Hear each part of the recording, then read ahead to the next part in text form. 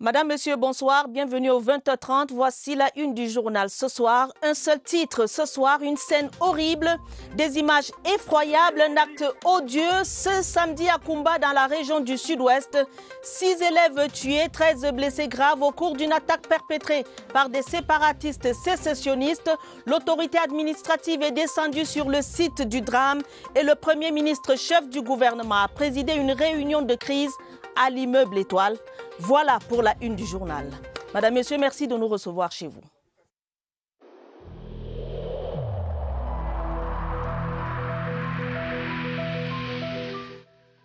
Le port du masque dans l'espace public restera obligatoire jusqu'à nouvel ordre.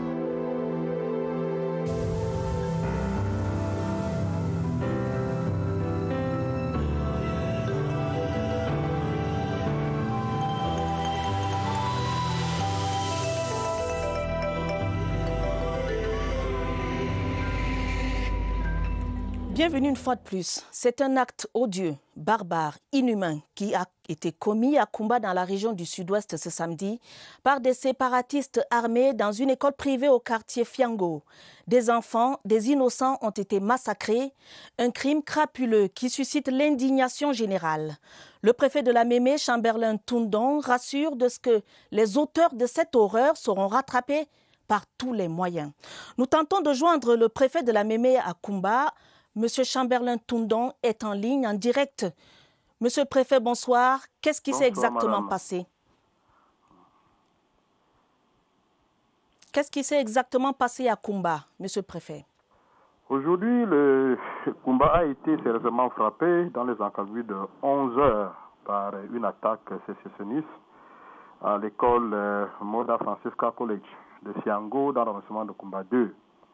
Où les sécessionnistes à bord des motos, armés de fusils de guerre et de fabrication artisanale, ont ouvert le feu sur les pauvres enfants qui étaient là pour étudier et suivre leur cours normalement. À l'heure actuelle, les populations de Koumba qui sont sérieusement affectées par ce drame continuent à crier, à pleurer.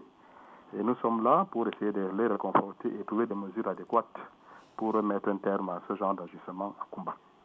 Monsieur le préfet, c'est le Cameroun tout entier qui est affecté par ce drame. Quel est le bilan actualisé en ce moment-ci? Le bilan actualisé en ce moment fait état de 6 élèves tués,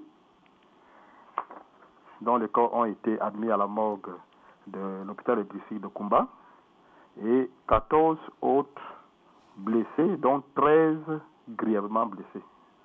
Donc nous ne savons pas, ce bilan peut s'alourdir du jour au lendemain, mais nous avons pour un départ déjà on a fait évacuer quelques-uns de ces élèves dans les structures hospitalières beaucoup plus adaptées, c'est-à-dire à Boyaï et à Limé. Et les autres qui étaient moins affectés sont en train de suivre leurs soins ici dans les différentes structures sanitaires de la ville de Koumba. Monsieur Chamberlain Toundong, vous avez annoncé que tout sera mis en œuvre pour rattraper les auteurs de ce crime crapuleux. Quelles mesures ont été prises? Alors, vraiment, à l'instant T, je suis même encore en pleine réunion avec les maires de la ville, avec tous les maires, les chefs traditionnels, les ONG, les populations et en même temps les familles des victimes pour qu'on essaye un peu de trouver des solutions appropriées. Ce qui est réel, c'est que un enfant qui va à l'école n'a pas le droit de mourir parce qu'il veut aller à l'école.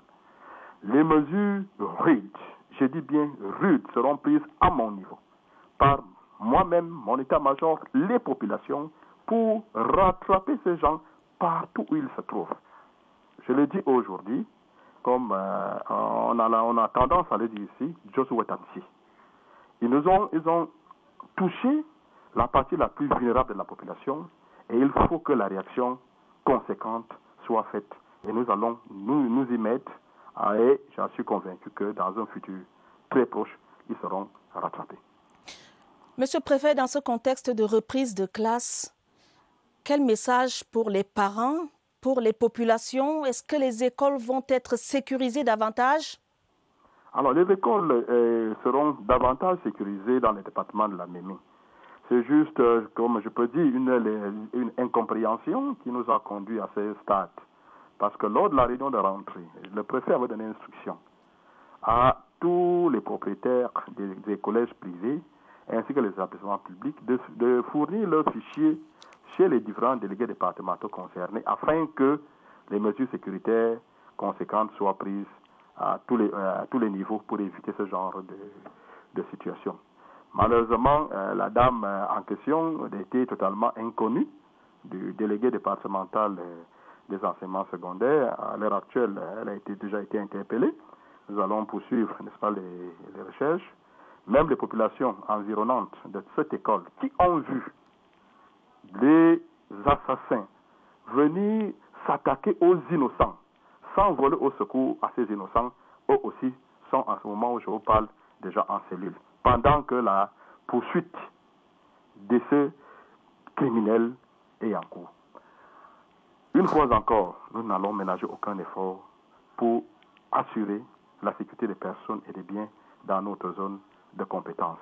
C'est l'occasion pour moi ici d'adresser toutes les condoléances du peuple camerounais, de la population de la Mémé, de toutes les âmes de bonne volonté, aux familles éprouvées.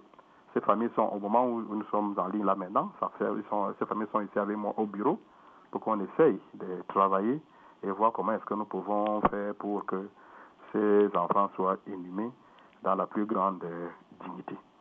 Voilà un peu ce que je pouvais dire par rapport aux mesures qui sont prises, que les parents soient rassurés que la sécurité sera de mise à tous les niveaux.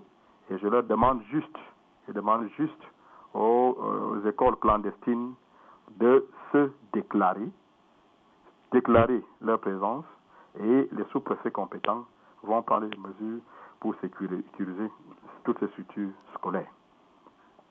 Merci, Monsieur le Préfet, pour toutes les précisions que vous avez apportées aux téléspectateurs de la CRTV. Transmettez les condoléances du 20h30 aux familles des victimes. Je vous remercie, madame.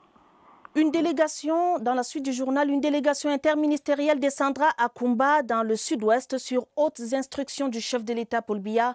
Le Premier ministre chef du gouvernement, Joseph Dione Ngouté, a présidé une réunion de crise suite à l'assaut perpétré dans un établissement scolaire en matinée par des groupes séparatistes armés à Koumba. Des résolutions ont été prises. Une délégation interministérielle se rendra à Koumba à l'effet d'assister les familles affectées et prendre des mesures fortes. Le gouvernement condamne fermement cet acte odieux, barbare et lâche. Laurentine Bokono.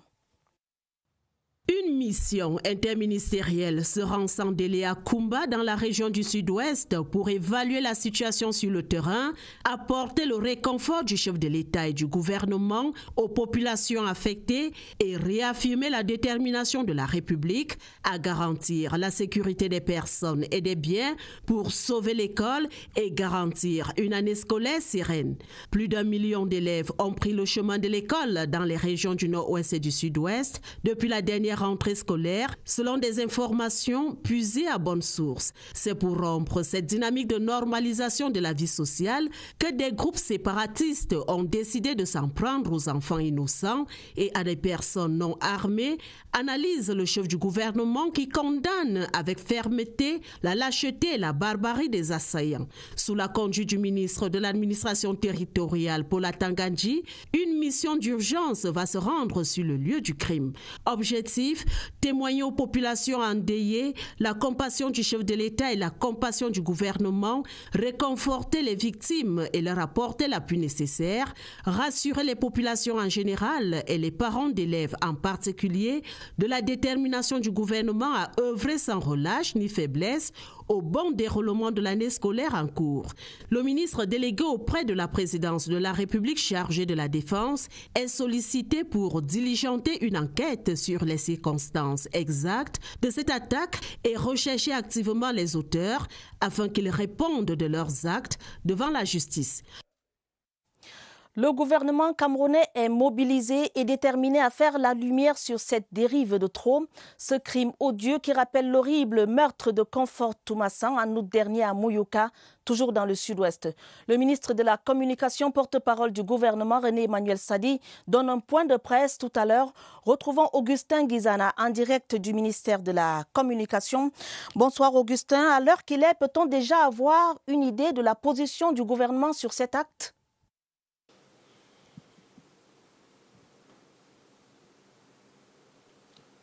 Bonsoir à Tabadine Oumar et bienvenue ici à l'auditorium du ministère de la Communication. Le porte-parole du gouvernement, René Emmanuel Sadi, est attendu ici. Vous le savez, tout est allé dans tous les sens depuis cette mi-journée sur les événements de Koumba. Une école primaire attaquée, des enfants tués à bout portant. Que s'est-il réellement passé? C'est ce qu'on attend ici. Vous le voyez en image, la presse nationale et internationale est mobilisée pour la cause.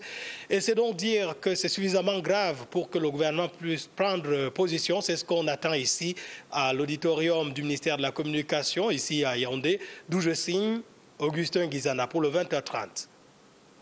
Merci Augustin. Des enfants innocents ont donc été massacrés alors qu'ils étaient à la quête du savoir. Plusieurs jeunes de la région du sud-ouest et ceux du nord-ouest sont privés chaque année de ce droit fondamental qu'est l'éducation. Passé les kidnappings avec demande de rançon, ces pauvres innocents ont subi le pire ce samedi. Un drame de trop. Augustin Guizana. Leur crime, c'est d'être allés à l'école. L'école primaire Moda Francisca International Bilingual Academy au quartier Fiango à Koumba, région du sud-ouest. Des enfants d'une école primaire sont âgés tous de moins de 12 ans. Ils aspiraient à un droit fondamental. L'éducation, prise en otage depuis 4 ans par des bandes armées terroristes, se réclamant des séparatistes. Si ce ne sont pas des kidnappings avec demande de rançon, ce sont des intimidations à travers des coups de feu autour des établissements scolaires. Dans la Mémé, région du sud-ouest ou comme dans le nord-ouest, des milliers d'enfants ont abandonné l'école. Conséquence, des grossesses non désirées, des chairs à canon formées. Aujourd'hui, le Rubicon est franchi avec une fusillade d'une salle de classe. Des enfants en sont morts. Tous les qualificatifs ne suffiraient pas pour décrire un tel acte. Une barbarie inacceptable, inadmissible. Un acte lâche, barbare qui vise à briser l'enthousiasme et la mobilisation de la communauté éducative observée depuis le début de l'année académique. Que non, Une barbarie inacceptable. L'éducation est un droit fondamental pour les enfants et nul ne peut les en priver. C'est la trame d'une réunion tenue à Mouyouka dans le département du Fako qui rassemblait les principaux maillons de la chaîne éducative autour de l'autorité administrative cette fin de semaine. Le maire de Mouyouka a souhaité et appelé de tous ses voeux la sécurité autour des écoles. Gilles-Claude Mbongetundi de CRTV Sud-Ouest. C'est un retour à l'école appelé de tous les vœux. Je suis très content que vraiment Dieu a compris mes problèmes. C'est la sécurité. L'on se souvient que durant les 3 précédentes années scolaires, le climat de peur et les multiples menaces subies par la communauté éducative et les parents d'élèves constituent un facteur suffisamment dissuasif pour un déroulement des cours dans la sérénité. Tant qu'il y a la sécurité, l'école aussi va suivre. J'appelle la population d'attendre dans quelques jours. Toute la sécurité sera mise à leur disposition, qui prépare déjà les enfants. Les services de la mairie sont désormais opérationnels à Mouyouka, avec pour premier défi la lutte contre le financement du terrorisme, avec les revenus du cacao et du palmier à huile. Les élèves du primaire et du secondaire du département de la Mentchoum viennent de recevoir du matériel didactique et des fournitures scolaires des mains du préfet Abdoulaye Aliou, un don du député Wallan Richard Ebois qui veut ainsi encourager les élèves de sa circonscription. Emmanuel Kolokou de CRTV Nord-Ouest. Le matériel didactique et les fournitures scolaires ont été réceptionnés par le préfet de la Mentchoum Abdoulaye Aliou qui procède ici à la distribution dans tous les établissements primaires et secondaires de la Mentchoum Sud. Un don de l'honorable Wallan Richard Ebois qui veut encourager les élèves de sa circonscription à prendre l'éducation au sérieux et le corps enseignant de ces établissements à s'armer de courage dans la tâche difficile de travailler en zone de crise. Nous sommes heureux de recevoir ce don du parlementaire. Tous les élèves seront plus motivés à se rendre à l'école du lundi au vendredi. Par ce don, l'honorable Wallan Richard Ebois pense relancer la dynamique de l'éducation dans sa circonscription qui comprend la zone de Woum Central et la Mentioum Valley. Il faut noter que le nombre d'élèves a considérablement augmenté dans la Mentioum depuis la reprise des cours. La communauté éducative de Golfé, département du Logone-Chari, région de l'extrême nord, s'enrichit de matériel didactique destiné aux écoles maternelles et primaires. Les dons remis en présence du sous-préfet de Golfé et du maire de la localité Barka, Mahamat. Laetitia Ounana. Une centaine de tables bancs, du matériel didactique, des produits pharmaceutiques ainsi que des kits anti-Covid-19. C'est le paquet minimum offert par l'exécutif municipal de Golfé à sa communauté éducative. Nous le savons très bien. Vous avez besoin d'un appui considérable pour des résultats satisfaisants en fin d'année.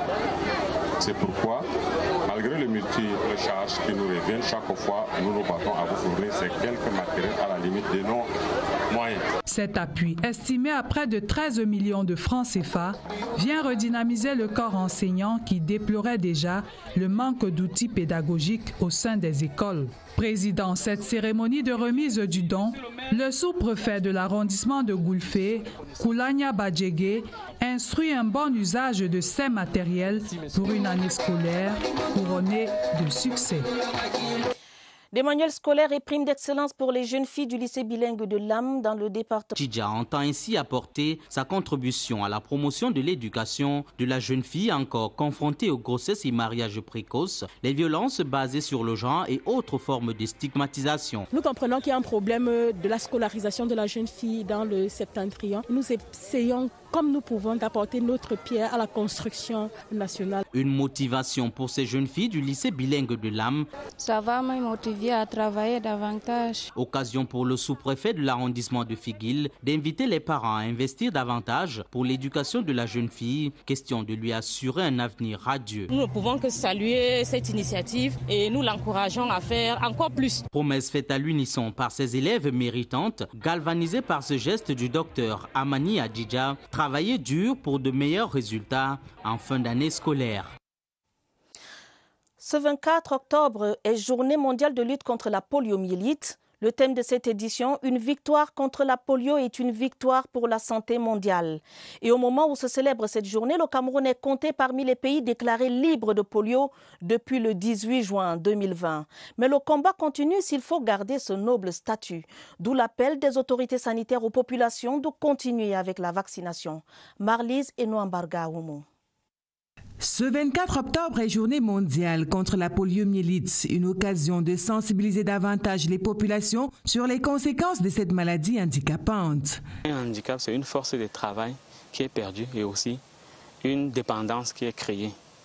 Et donc, si on n'avait pas instauré l'initiative mondiale de lutte contre la polio qui a permis de vacciner plus de 2 milliards d'enfants, on n'aurait pas pu prévenir plus de 160 millions de handicaps. Certes, le Cameroun a obtenu en juin dernier son statut de pays libre de polio, mais il ne faut pas pour autant baisser la garde. Le gouvernement va continuer, comme il a promis, à soutenir et à promouvoir toutes les campagnes de vaccination et surtout la vaccination de routine qui se fait dans toutes les formations sanitaires. Le combat continue et le seul moyen de prévention reste la vaccination. Il faut augmenter la couverture vaccinale pour la vaccination de routine, détecter rapidement et répondre aussi rapidement à toute paralysie qui peut être liée au poliovirus sauvage. Il faut garder en tête qu'un seul cas de polio sauvage détecté, ça sera le retour au point de départ pour le Cameroun. Covid-19 au Cameroun, des stratégies sont en œuvre dans la région sanitaire du Sud afin d'éradiquer le nouveau coronavirus. Leur fonctionnement est en bonne voie. 8 mois après le début de la riposte contre cette pandémie, voyons-le dans cet entretien d'Évariste Yenga au Centre des opérations d'urgence de santé publique. Interview menée avec le docteur Maurice Mangazé. Bonsoir Évariste. Que doit-on retenir ce soir ? Bonsoir à Tabadine Oumar, troisième détour dans la région du Sud pour les dernières nouvelles de la riposte contre l'infection à coronavirus. Nous recevons ce soir le docteur Maurice Mangazé. Il est le chef de la brigade de contrôle et de soins dans cette région. Docteur, bonsoir. Bonsoir Évariste. Dans la région du Sud, qu'est-ce qui est fait actuellement pour qu'on conduise cette région vers la sortie, vers l'éradication de la maladie? Oui, Évariste, nous voulons effectivement éliminer cette pandémie dans la région. Donc, nous avons essentiellement 3 stratégies. La première stratégie consiste à intensifier la recherche des cas. Alors, pour cela, nous faisons des dépistages massifs à l'aide des tests diagnostiques rapides. La deuxième stratégie consiste à renforcer la surveillance. Donc, nous avons effectivement renforcé la surveillance au niveau communautaire en utilisant des agents de santé communautaires formés qui nous permettent donc de capter toutes les alertes de la communauté et les transmettre au système de santé de façon que nous puissions investiguer très rapidement toutes ces alertes. Nous avons également intensifié cette surveillance au niveau de nos frontières, le Gabon, la Guinée équatoriale et le Congo. Et la dernière stratégie consiste effectivement à isoler tous les cas positifs de façon que nous puissions rompre la chaîne de transmission de la maladie dans la communauté. Ne croit pas à l'éventualité d'une reprise de l'épidémie. Comment faites-vous pour susciter leur adhésion? Oui, Évariste, le seul moyen que nous avons à notre disposition, c'est la sensibilisation. Nous avons continué à faire de la sensibilisation interpersonnelle avec les agents de santé communautaire dans les communautés. Ces agents de santé communautaire font donc une communication interpersonnelle dans les ménages pour sensibiliser les populations à respecter les mesures barrières. Nous continuons également à faire la sensibilisation de masse. Nous avons d'ailleurs établi un chronogramme de passage à la CRTV, à la radio, où nous, les experts, passent chaque semaine sensibiliser les populations au respect des mesures barrières. Merci à vous, Dr Mangazé, pour ces nouvelles de la région du Sud dans le cadre de cette riposte contre la maladie à coronavirus. Je rappelle que vous êtes le chef de la brigade de contrôle des activités des soins de santé pour cette région. Atabadine Omar, c'était l'invité de ce samedi. À vous le plateau. Merci Évariste Yenga, merci également à votre invité pour sa disponibilité. Une assemblée générale de la SONACAM, Société camerounaise de l'art musical, se tient depuis cette mi-journée au Palais des Congrès de Yaoundé.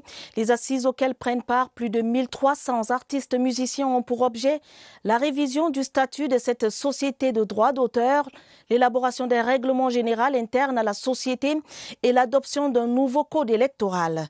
Le ministre des Arts et de la Culture, Pierre Ismaël Bidompat, a ouvert les travaux avec une recommandation majeure: doter l'organisme d'institutions fortes pour que les intérêts des artistes ne soient plus pénalisés par d'éventuels manquements des instances dirigeantes.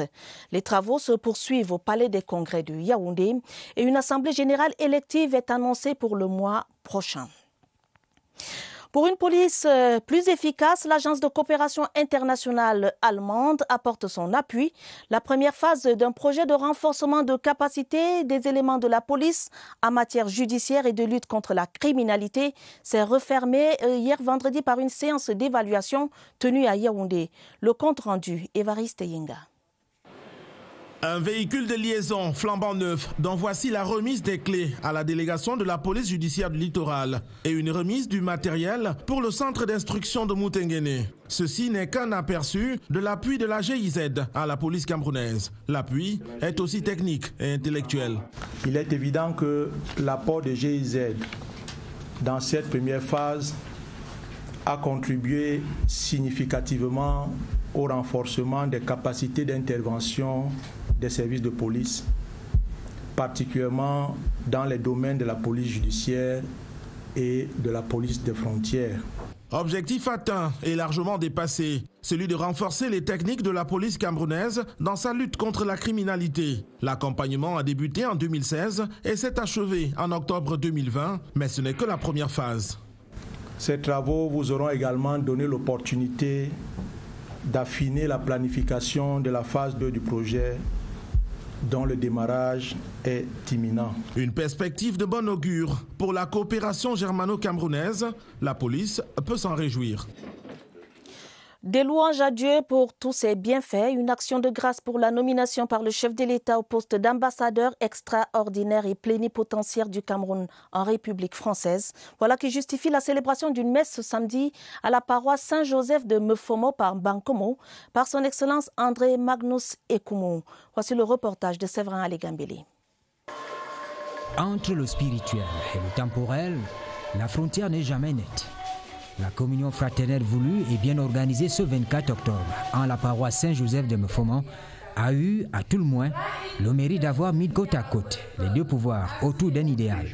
L'expression de la gratitude envers Dieu pour l'abondance de ses grâces, la gratitude envers le chef de l'État qui, en date du 30 juin, a nommé André Magnus Ekumu ambassadeur extraordinaire et plénipotentiaire du Cameroun auprès de la République française. Devant le parterre de personnalités invitées à la cérémonie, l'Église a procédé à l'envoi en mission en remettant aux diplomates des armes dans la tradition bantoue. Le palmier, la croix missionnaire, le chapelet, le scapulaire, la lumière de la bougie, qui sont autant de symboles de l'engagement républicain pour la promotion de la cohésion sociale et le vivre ensemble. La communauté religieuse et politique ici est bien consciente de l'immensité de la tâche qui incombe au chef des missions diplomatiques du Cameroun à l'étranger. Elle garde à l'esprit l'exigence de loyauté et de fidélité vis-à-vis du président de la République. Tout ce que j'ai fait, c'est grâce à Dieu. Donc je remercie le Tout-Puissant de m'avoir mis sur cette trajectoire grâce à l'action du président de la République. Ma famille est derrière moi, le président est derrière moi, il me soutient. Je pense que oui, je repars vraiment gonflé à bloc pour mener à bien ma tâche. Par des louanges et prières, la communauté paroissiale de Mefomo a mendié la sagesse patriotique du Seigneur pour la mission de l'ambassadeur André Magnus Ekumu. Une mission à la fois difficile et exaltante du fait du contexte sociopolitique. La dépouille de maître Tchakouté Pati a été accueillie par ses pairs à la base aérienne de Douala. Le bâtonnier, décédé le 4 octobre dernier en France où il était en évacuation sanitaire, laisse un grand vide au sein du barreau du Cameroun. Les avocats ont réservé au bâtonnier Tchakouté un accueil à la dimension de l'homme. Le récit de Flore Écoulé de CRTV Littoral. Sur le chemin de l'ultime voyage, c'est une marée humaine qui est venue à la base aérienne manifester son attachement à celui qui, jusqu'à sa mort, tenait les rênes du barreau. 2 ans à peine après son élection à la tête du barreau, Charles Tchakouté Pati est le premier bâtonnier camerounais à rendre l'âme en fonction. Il inspirait les jeunes parce qu'il avait toutes les valeurs qui conviennent pour un avocat. C'est un homme qui a laissé des traces sur son passage. Nous avons perdu un rassembleur, un monsieur extrêmement dynamique, respectueux, humble, travailleur, professionnel. Après l'homélie, le cortège funèbre s'est ébranlé vers l'hôpital de la garnison militaire où une escorte de robe noire l'a accompagné. Sa dépouille va séjourner à la morgue de cet hôpital jusqu'à son inhumation.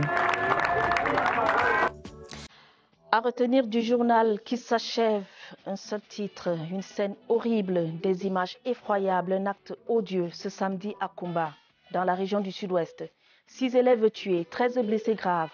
Au cours d'une attaque perpétrée par des séparatistes sécessionnistes, l'autorité administrative est descendue sur le site du tram. Le Premier ministre chef du gouvernement a présidé une réunion de crise à l'immeuble Étoile. Le ministre de la Communication donne un point de presse à Yaoundé.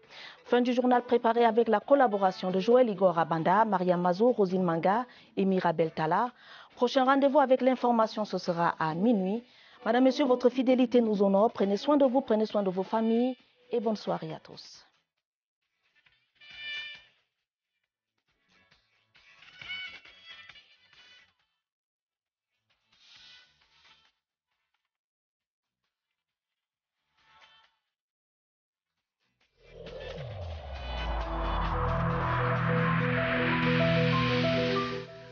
Il est essentiel que les mesures qui ont été indiquées soient absolument respectées par chacun de nous. Lavez-vous régulièrement les mains à l'eau et au savon ou à l'aide d'un gel hydroalcoolique. Restez à au moins 1 mètre de distance des autres personnes, surtout si elles toussent, éternuent ou ont de la fièvre. Si vous avez de la fièvre, de la toux ou des difficultés à respirer, consultez un médecin.